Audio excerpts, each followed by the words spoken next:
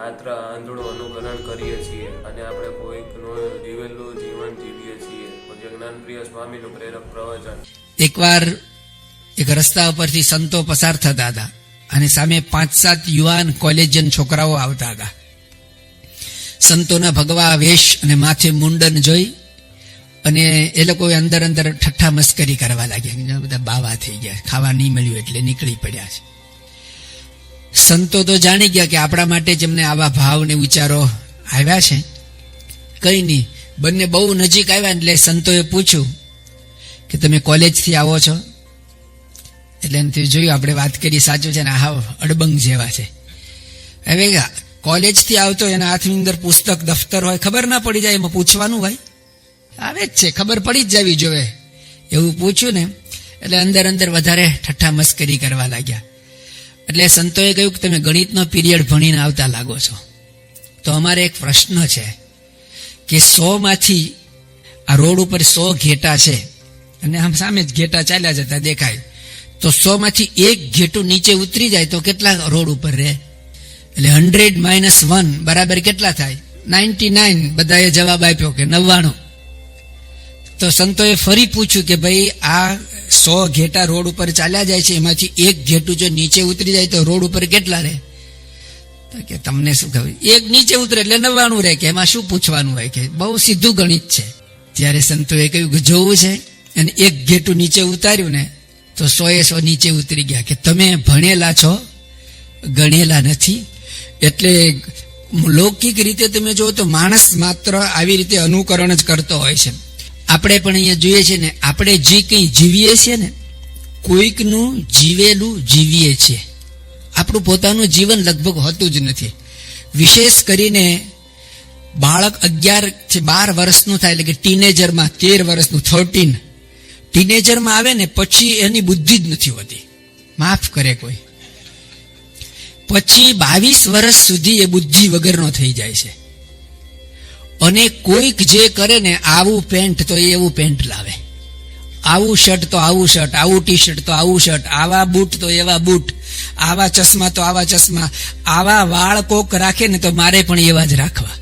એમાં પોતાનું કશું જ નહીં, કોઈનું જોઈને એવું જ કરવાનું. એ આવી રીતે સ્ટાઇલથી બેસે ને તો એવી રીતે બેસવાનું, એ ચાલે તો એવી રીતે ચાલવાનું, બધું જ કોઈકનું અનુકરણ જ કરવાનું. એટલે માણસ માત્ર સ્વભાવ છે અનુકરણ કરવાનો.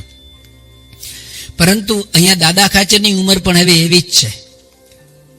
આ ઉંમરમાં છે, 13 વર્ષ પછીની ઉંમર છે, એ પણ અનુકરણ કરે છે. પણ એ કેવું અનુકરણ કરે છે?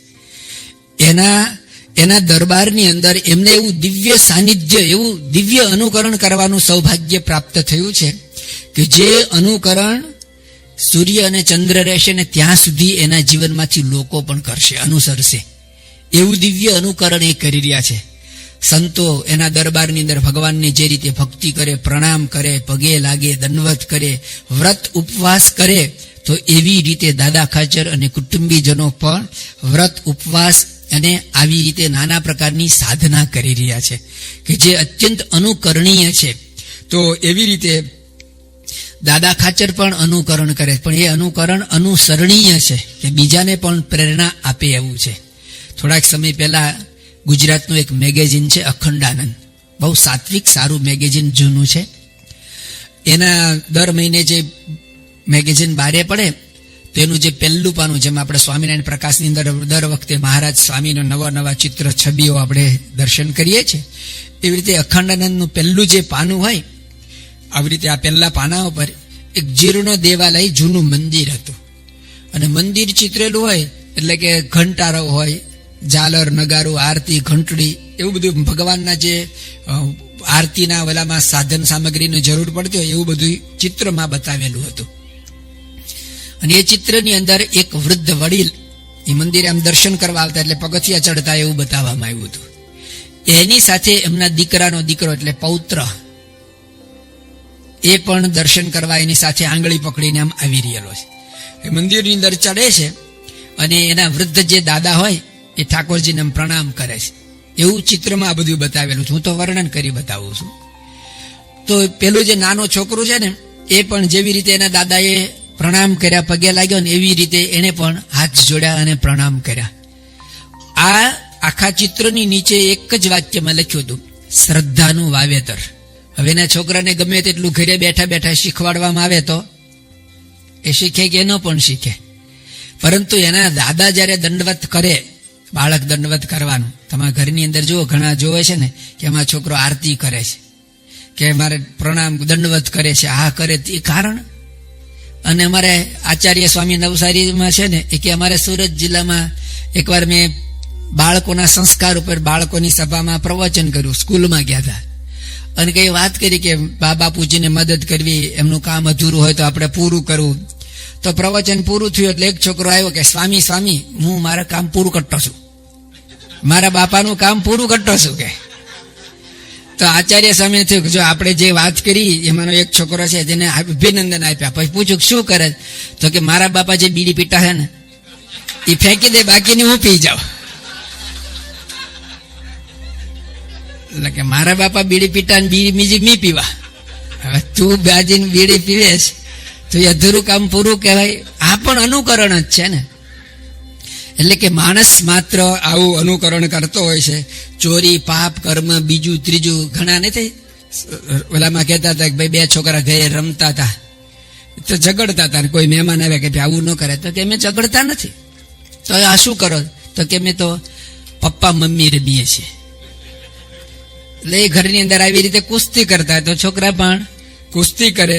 ચોરી કરવું કે જે કંઈ સારું કે ખરાબ, સામાન્ય રીતે માણસ આવી રીતે કોઈકના જીવનમાંથી જ પ્રેરણા મેળવે છે. તો દાદા ખાચર પણ જુએ છે, અને દાદા જુએ છે ને એની સાથે એના કાન સાંભળે પણ છે. દાદો જુએ છે અને હવે દાદો સાંભળે છે. સાંભળે છે એટલું તો એ તો નાના હતા ત્યારે સાંભળતા, પણ હવે સાંભળે છે એની સાથે સમજે પણ છે. કે જે કશુંક બોલે ને એ આપણે સમજતા ન હોય ને તો આપણું જે શરીર એટલે કે આપણું મન એ ક્રિયામાં પ્રવૃત્ત ન થાય. 93માં ડોક્ટર સ્વામીની સાથે અમે સાઉથ આફ્રિકામાં હતા, ડર્બનની અંદર, અને ડોક્ટર રમણભાઈના ઘરે સવારે અમારે નાસ્તો કરવાનો હતો. તમે જમવા બેઠા જ બધા, પછી જે બધી વસ્તુઓ મૂકે એમાંથી વસ્તુ લેવા માટે ચમચીની જરૂર હતી. એટલે બાજુમાં એમનો નાનો દીકરો ઊભો હતો. એટલે મેં એમને કહ્યું કે જા અંદર જઈ રસોડામાં જઈને ચમચી લાવ. એટલે મારી સામે આમ જોઈ રહ્યો. એટલે મારે મનમાં થયું કે મેં કીધું એ સાંભળ્યું નથી લાગતું એને. એટલે મેં ફરીથી એને કહ્યું કે રસોડામાં જઈ અને ચમચી લઈ આવ. તો પણ બાઘાની જેમ આમ ઉભો રહ્યો સામે આમ. તો મને થયું કે અહીંથી 2 ફૂટ દૂર છે, હું એને કહું છું કે રસોડામાં જઈને ચમચી લાવ, તો આ બેરો છે. એટલે મેં ત્રીજી વાર કીધું, મેં તો તને કહું છું તું રસોડામાં જઈ અને ચમચી લાવ. ડોક્ટર સ્વામી સમજી ગયા કે આ સાંભળે છે પણ સમજતો નથી. એટલે ડોક્ટર સ્વામી બોલ્યા કે સ્પૂન લાવ, અને તરત ગયો. કારણ કે એને ગુજરાતી કશું ઘરમાં બોલતા જ નહીં હોય. એટલે કે રસોડામાં જા અને ચમચી લાવ, એને ખબર પડી નહીં. તો જો સાંભળવું એક બાબત છે અને સમજવું એ બીજી બાબત છે. એટલે ઘણા સાંભળતા હોય પણ સમજતા ન હોય. દાદો નાનો હતો ત્યારે બી સાંભળતો હતો. આના પદો આ જ બધું એ દિવ્ય વાતાવરણ એના જીવનમાં અસર કરી ગઈ. પણ હવે દાદો સાંભળે છે ને એની સાથે સમજે પણ છે કે સંતો જે આ વાત કરે છે એનો અર્થ શું થાય. તો દાદાના દરબારની અંદર જે ગીત સંગીત ગવાઈ રહ્યું છે, મહારાજને માટેની જે પ્રાર્થનાઓ ગવાય છે, એ બધું એ સાંભળે છે અને સાથે સાથે સમજે છે. સમજે ને ત્યારે આપણું જે શરીર છે ને એ ક્રિયા કરવાને માટે પ્રવૃત્ત થાય છે. કોઈને વિશે હેત કે હિત, એનું હિત કરવું કે એને પ્રત્યે હેત, એ કેવળ સાંભળવાથી નથી થતું પણ સમજવાથી થાય છે. કોઈને વિશે પ્રીત અથવા તો પ્રીતની રીત એ પણ સાંભળ્યા પછી એ સમજે તો જ થાય છે. કોઈમાં મોહ કે પ્રેમ થાય છે એ પણ સમજવાથી જ થાય છે. ઊભા રહેવું કે ભાગી જવું એ ખાલી સાંભળીએ ને એનાથી કંઈ એક્શનમાં નથી આવતું, પણ એ સમજે ને તો આવે છે. એટલા માટે કહે છે કે જે કંઈ થાય છે ને એ શબ્દ અને શબ્દ દ્વારા સમજણથી થાય છે. એટલે કે વાણીથી જ બધું થાય છે, પણ એ વાણીમાં પણ જ્યારે સમજણ ભળે ને ત્યારે શરીર એક તે ક્રિયા કરવા માટે પ્રવૃત્ત થાય છે. કવિ દલપતરામે શબ્દ ઉપર વાણી શબ્દ વાપરીને બહુ સરસ વાત કરી છે કે દુનિયાનો જે કંઈ વ્યવહાર થાય છે ને એ બધો વાણીથી જ થાય છે.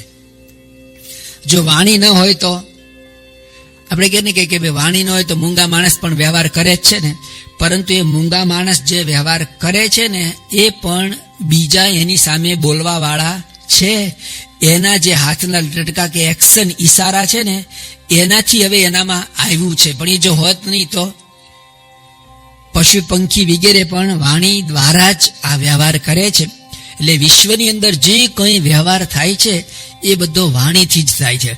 વાણીએ વેપાર થાય, વાણીએ ઉગાર થાય, રાજકારભાર સારા વાણીએ પ્રમાણીએ, વાણીએ જ જ્ઞાન વિજ્ઞાન અનુમાન થાય, જે વિના યથાર્થ જગદીશ નવ જાણીએ. ભગવાનને પણ યથાર્થ સ્વરૂપમાં જાણવા હોય તો વાણીનો જ પ્રયોગ કરવો પડે. વાણીએ વેપાર થાય, વાણીએ ઉગાર થાય, રાજકારભાર સારા વાણીએ પ્રમાણીએ, વાણીએ જ જ્ઞાન વિજ્ઞાન અનુમાન થાય, વિના યથાર્થ જગદીશ નવ જાણીએ. વાણી જો ન હોત તો ન હોત વિજ્ઞાન યુગ. વિજ્ઞાનનો યુગ જે આગળ વિકસિત થયો ને, સાયન્સ આગળ વધ્યું, એમાં પણ કારણ છે વાણી. વાણી જો ન હોત તો ન હોત વિજ્ઞાન યુગ, તે થકી અધિક કહો કેટલું વખાણીએ. દાખે દલ પતરામ સુનો રૂડા રાજહંસ, વિશ્વમાં વિશેષ તો વિખ્યાત કર્યું વાણીએ. વાણીએ જ આ પબ્લિસિટી કરી અને એનાથી જ બધું આ વ્યવહારમાં આવ્યું છે. તો દાદો અત્યાર સુધીમાં જે વાણી સાંભળતો હતો ને, હવે એ વાણી સમજે છે. તો એના પણ 4 નાના પેટા વિભાગ છે. એક તો દાદો સાંભળે છે શું? સંતોના મુખે પ્રભાતી પદો વહેલી સવારના પોરની અંદર જ દાદાના કાને સંભળાય છે. દાદાને દરબાર જાશું સવારમાં નીતે ઉઠીને, માવાનું મુખડું જોશું સવારમાં નીતે ઉઠીને, હરશું ને ફરશું સ્મરણ કરશું, હરશું ને ફરશું સ્મરણ કરશું, માવાનું મુખડું જોશું સવારમાં નીતે ઉઠીને. દાદાના દરબારમાં આવવાની આવી તલપ લોકોને લાગી હોય છે. જેમ બીડી પીવાની તલપ લાગે ને વ્યસનીને, એવી મહારાજના દર્શન કરવાની, માવાનું મુખડું જોવાની તલપ લાગે છે. અને એવા નિયમ હોય છે, મુખડું જોયા વિના પાણી ન પીવું, પ્રાણ જીવનને હું તો જોઈ જોઈ જીવું. જેમ દેશની અંદર એવું કહેવાય શિયાળાનો સમય હોય ને, શિયાળાના 4 મહિના આવા જે યુવાન છોકરાઓ હોય ને, એને એના નાના બાળકોને પણ એના માતા પિતા એને પૌષ્ટિક ખોરાક ખવડાવે. ખજૂર ઉપર ઘી ચડાવીને ખવડાવે. 2-3 પેચી એને ભાવે ન ભાવે પરાણે મોઢા મૂકી દે. અને પછી સાલમ પાક ને, બદામ પાક ને, અડદિયા પાક ને, એવી રીતે મેથી પાક ને, કોક ન ખાય તોય મેથી પાક આપે, પણ એ ખવડાવે.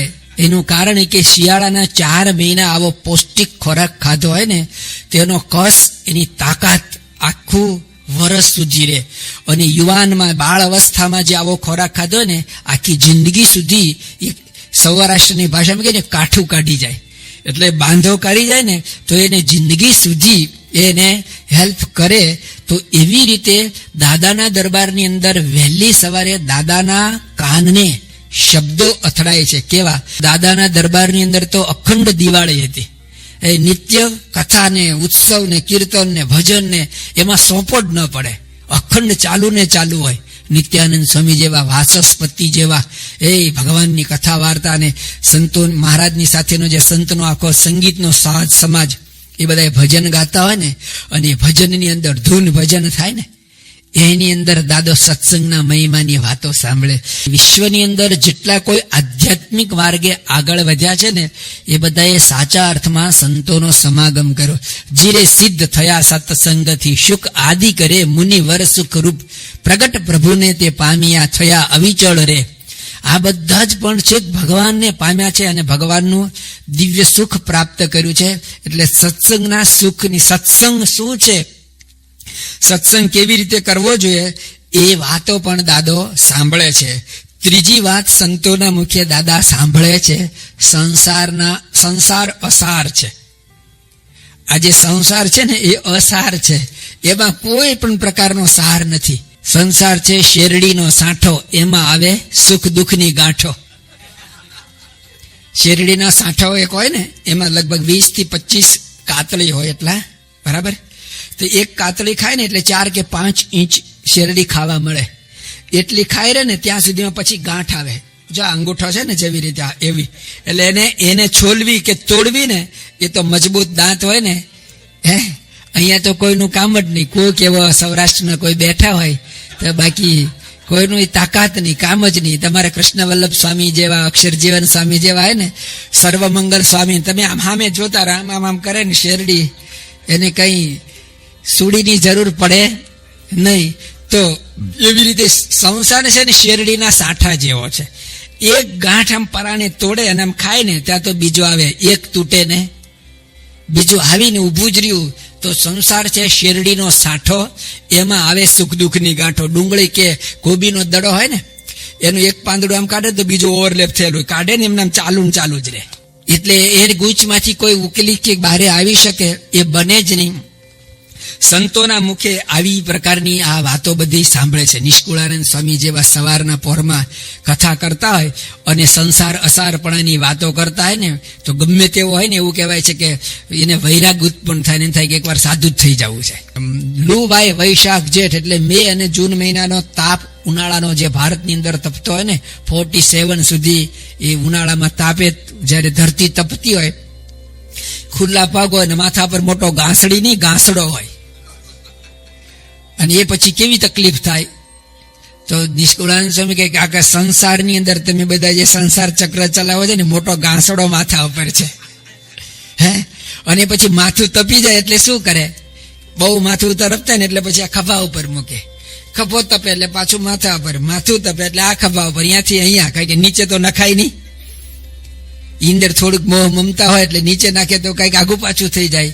તો એવી મોટી ઘાસડી લઈને કે નિષ્કુળાનંદ કે પ્રભુ ભજી લે અને ચિઠ્ઠી ફાટી જાય શેઠની.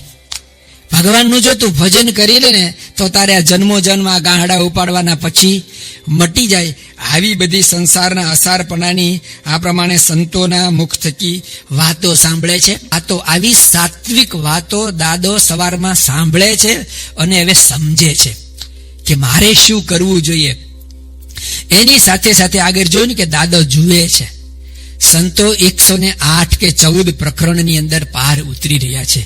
પૂર્ણ પુરુષોત્તમ નારાયણની પ્રાપ્તિ માટે સંતો જે વ્રત તપ જપ સાધન કરે છે ને, એ પણ દાદાની આંખ જુએ છે. અને એ પણ એક સંતના પ્રસંગો સાંભળે છે કે આ પ્રગટ પ્રભુની પ્રાપ્તિ માટે સંતો કેવું કષ્ટ સહન કરે છે. એ પ્રગટ ભગવાન મળે એના માટે સંતોએ કેવો દાખલો કર્યો છે, કેવા વ્રત કેવા નિયમો પાળ્યા છે.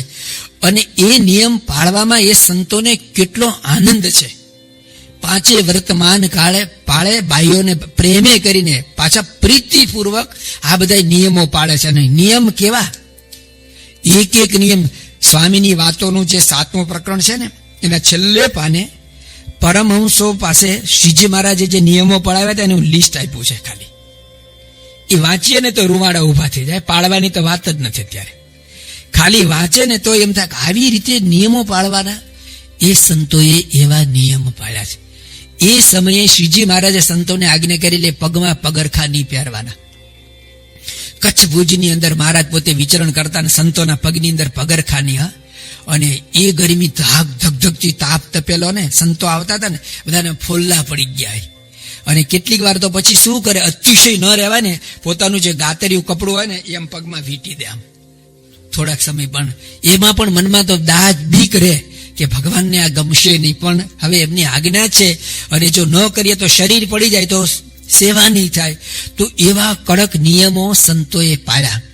અને એ નિયમોની અંદર કોઈક વાર કોઈકથી નાની ચૂક થાય તો ભગવાને એને પ્રાયશ્ચિત આપ્યા. પણ એ પ્રાયશ્ચિત પણ કેટલા પ્રેમપૂર્વક કરે. તો એવા બધા નિયમોના એવા પ્રસંગો પણ દાદા હવે જુએ છે. અને કોઈને, કારણ કે સમાજની અંદર અને સત્સંગની અંદર એક રીતિ જ છે કે કંઈક સારો માઠો પ્રસંગ બની ગયો ને તો સર્વત્ર એનો પ્રચાર પ્રસાર થઈ જ જાય. એ BBC ઉપર આવી જ જાય કે જોયું, સાંભળ્યું, જો આ આવું બન્યું. એવી રીતે દાદાના દરબારની અંદર કદાચ દાદા ખાચર 24 કલાક મહારાજની સાનિધ્યમાં સેવામાં હાજર હજુર ન હોય, પરંતુ એના દરબારની અંદર કોઈક સંતનું કંઈક વિશિષ્ટ નિયમ વ્રત ટેક અથવા તો કોઈથી કંઈક ભૂલ થઈ હોય કોઈનાથી, તો એ નાના મોટા બધા પ્રસંગો એના દરબારની અંદર તો મહારાજ રહે છે એટલે બને આવે અને એ સાંભળે છે અને સ્વીકારે છે. શું મહારાજની પ્રાપ્તિ માટે આવા ઉત્તમ સાધનો સંતો કરે છે, તો એ પ્રકારના નિયમો પણ સાંભળે. સ્વામિનારાયણ ભગવાને સંતોને આજ્ઞા કરેલી કે ભાઈ તમારે અત્યારે બહુ ઉપાધિ છે અને જે ભેખ એટલે કે બાવાઓ તમને મારે છે, ત્રાસ આપે છે, તો હમણાં થોડાક સમય માટે મુખેથી સ્વામિનારાયણ શબ્દ ન બોલવો. આપણે સ્વામિનારાયણ બોલીએ ને, છીક આવે ને સ્વામિનારાયણ, પાણી પીવે ને સ્વામિનારાયણ, કોઈને બગાસો આવે ને આમ ચપટી વગાડે, એમ ન કરાય ભાઈ, સ્વામિનારાયણ બોલ ને. પણ એવી રીતે દરેક ક્રિયાની અંદર સ્વામિનારાયણ બોલવું એ જે એક સહજ ટેવ પડી ગયેલી, હવે એ બોલ્યા વગર કેવી રીતે ચાલે. પરંતુ મહારાજે આજ્ઞા કરી કે તમને આ બાવાઓ મારે છે, હેરાન કરે છે, તો શરીરે કરીને તો મહારાજે પરમહંસની દીક્ષા આપી દીધી. એટલે કે સાધુને જે શિખા એટલે કે ચોટલી અને સૂત્ર એટલે કે જનોઈ, શિખા સૂત્રનો તો ત્યાગ કરાવ્યો, પરંતુ શિખા સૂત્રનો ત્યાગ કર્યા પછી પણ સંતોના મુખથી સ્વામિનારાયણ શબ્દ સાંભળે ને એટલે કે સ્વામિનારાયણનો મુંડિયો લાગે અને પછી એને મારે. આવું કરતા હતા એટલા માટે સ્વામિનારાયણ ભગવાને સંતોને આજ્ઞા કરી કે હમણાં વિપરીત દેશ કાળ છે, કઠણ કાળ વર્ત્યો છે, એટલા માટે તમે ગામડે ગામડે ફરો ને જે કંઈ કરો એમાં મુખે કરીને સ્વામિનારાયણ શબ્દ ન બોલવો. મનમાં વજન કરો એનો કઈ વાંધો નથી. એક સાધુ વિચરણ કરતા કરતા એક ધર્મશાળાની અંદર ઉતર્યા છે અને એ જ જગ્યાએ કેટલાક બાવાઓ આવીને પણ ઉતર્યા. મહારાજની આજ્ઞા છે એટલા માટે મુખેથી તો સ્વામિનારાયણ એવો શબ્દ બોલતા નથી, પણ એ સાધુ સૂતા છે અને એને છીક આવી અને એનાથી સ્વામિનારાયણ શબ્દ બોલાઈ ગયો અને બાજુમાં જે બાવાઓ સૂતા હતા ને એને થયું કે આ તો આપણી જાત ભાઈ છે એમ કરીને સુવા દીધો. પણ સ્વામિનારાયણ જાણ્યો અને પછી એમને જે માર માર્યો છે, એટલો બધો માર માર્યો ને કે ઢોરને પણ કોઈ એવી રીતે ન મારે, એટલા માટે કોઈ વધારે જ્યારે મારે ને ત્યારે એને ઢોર માર એવો એક રૂઢ પ્રયોગ બની ગયો છે. એવી રીતે સંતને લોહી લોહાણ કરી દીધા. હવે સંત શું કરે, આ તો એની ભૂલ થઈ ગઈ છે અને થોડાક સમય પછી ગઢડા આવવાનું થયું, પરંતુ એના શરીર ઉપર જે માર માર્યો હોય ને એના જે બધી નિશાનીઓ પડી ગઈ હોય ને એ હજી દૂર થઈ નથી. મહારાજ પોતે ગઢડામાં વિરાજમાન છે અને પેલા સંત આવ્યા, ભગવાનને આમ દંડવત કરતા હતા. એને બહુ સાવચેતીથી પોતાના શરીર ઉપર ઓઢેલું જે ગાતર્યું છે ને, શરીરનો કોઈ પણ ભાગ ન દેખાય એવી રીતે ઢાંકેલો છે, પણ દંડવત કરતા હોય ને ત્યારે ગાતર્યું ઊંચે નીચે સરકી પડે ને એમાં એનો શરીરનો ભાગ થોડો ખુલ્લો થઈ ગયો અને આ સાથે જે લાકડીઓ મારેલી ને એની છોડો ઉઠી ગયેલી. નદીની અંદર પૂર તરંગ આવે ને એવી રીતે શરીર ઉપર જે બધા માર મારેલા ને એના બધા ભાગ દેખાતા. મહારાજે એના ઉપર દ્રષ્ટિ કરી જોયું અને મહારાજને મનમાં થયું કે આવું કેમ થયું, સાધુરામ શું થયું? આ સાધુએ નિષ્કપટ ભાવે મહારાજને કહ્યું, મહારાજ મારા મુખમાંથી આવી રીતે શબ્દ નીકળી ગયો, કારણ કે મારા જીવોમાં તમે ગરી ગયેલા છો, તો એવું કેવી રીતે નીકળે અને એને કારણે આવું થયું છે. મહારાજે જાણ્યું કે મારા સંતોને હું એના જીવમાં કેટલો દ્રઢ પેસી ગયો છું. જાગ્રત સ્વપ્ન સુષુપ્તિમાં કોઈ ગમે તેવું અપમાન કરે, મારે આવું સહન કરવું પડે, પણ મારા સિવાય એનાથી રહેવાતું નથી. પછી તો ભગવાને દ્રષ્ટિ કરી અને બીજી જે ભેખની ઉપાધિ હતી એ દૂર થઈ. પણ આવા બધા જે પ્રસંગો છે ને એ દાદાના દરબારમાં બને છે. એક સંત ઉત્તર હિન્દુસ્તાનમાંથી આવેલા અને સાધુ થઈ ગયેલા, હજી એને ગુજરાતી બોલતા પણ બરાબર આવડતું નથી. મહારાજની આજ્ઞાથી ગામડે ગામડે વિચરણ કરી અને 2-4 મહિના થાય મહારાજના દર્શન કરવા આવવાની કંઈક છુટ્ટી હોય અને આવતા હતા. કારિયાણીથી ગઢડા આવવાનું એને થયું નજીક જ છે અને સવારથી ચાલવાનું શરૂ કર્યું, પણ એ ઉનાળાનો ધોમ તાપ અને કશું ખાવા પીવાનું મળેલું નહીં અને શરીરથી ચાલી શકાય એવું રહ્યું નહીં. એટલે રસ્તામાં એક ઝાડ આવ્યું, તો ઝાડને નીચે કે થોડી વાર વિશ્રામ કરું, આ 2 કલાક તાપ છે, તે દરમિયાન અહીંયા બેસી ભજન કરું ને પાછો સાંજ સુધીમાં હું પહોંચી જઈશ. અને ઝાડ નીચે આરામ વિશ્રામ માટે બેઠા. એ ઝાડ આંબલીનું હતું. આંબલી ઉપર જે ફળ લાગે ને કાતરા કહેવાય. એ કાતરા એવું ફળ છે કે તમે નામ બોલો ને તરત મોઢામાં પાણી આવે. કોઈ પણ વ્યક્તિ બોલે 5 વાર બોલે ને કાતરા જો તો પતી ગયેલો, તમારે ગળું સુકાય જ નહીં.